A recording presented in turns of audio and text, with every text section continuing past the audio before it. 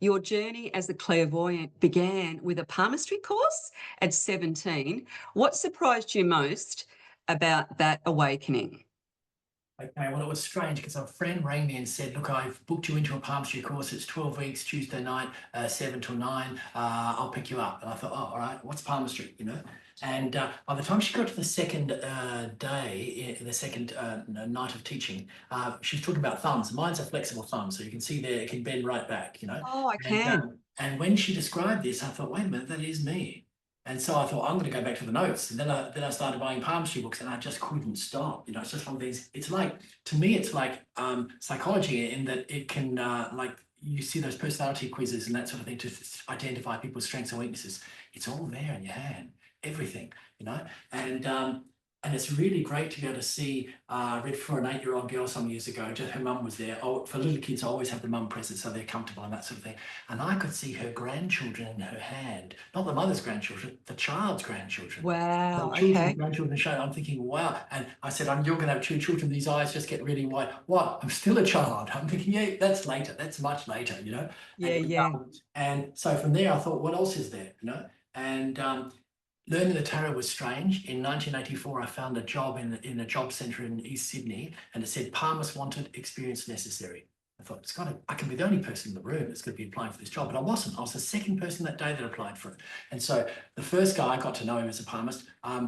He got the day shift and I got the night shift. And the night shift was 4 till 2 in the morning, 4 in the afternoon till 2 in the morning. So it's a long day, you know. Wow. And because it was in East Sydney, King's Cross area, you know.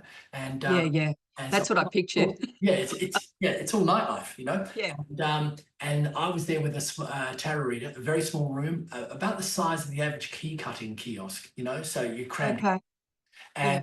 and we were there for about 8 months. And out of boredom, I taught him palmistry and he taught me the tarot. And off we went, you know, just because we'd heard each other's life stories by week 2. You know, I was only 24 at the time, so there's Yeah. nothing to tell, you know. And it was just amazing. So from then on, I've gone on with the tarot, and then of course psychic development. Okay, followed that. Yeah. Yes. Yeah, I love that. Yes. Yeah. Palmistry, I love palmistry. It's that, science meets spirituality. Yeah. Yeah, I'm not, I don't do it, but I love it, and I've had it done.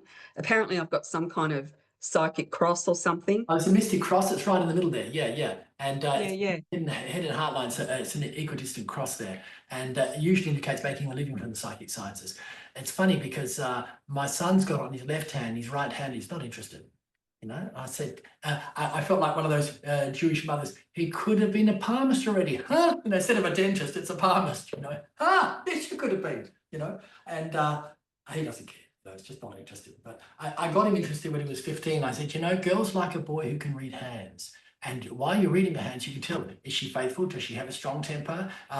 Is she independent? He's thinking, Dad, where is that book? Where's that book? He's asking him, you know, he forgot again. They did it for a short while and walked away from it again. You know, but That's so useful. it's the book of somebody's life. And you don't even need to have the hands there. I'm doing a lot on screen these days. COVID Yeah, okay. gets me into that, you know. And so people send me photographs, and the good thing with the images is you can blow them up really large and look into the lines very deeply. I get the really intricate lines, Yeah. and it's like a blueprint of the soul or something, isn't it? Absolutely. Yeah. Or a blueprint of that life path, or maybe, Even health yeah, things. When my son was born, he was about an hour old, and I rolled back his fingers, got little hands that they won't open their hands very easily, you know. And I yeah. said to my wife, if he's left-handed who have asthma for life, if he's right-handed, he'll grow out of it. And I don't have asthma, and she doesn't have asthma. He had asthma until about 12 years of age. He's right-handed, and he grew out of it, you know.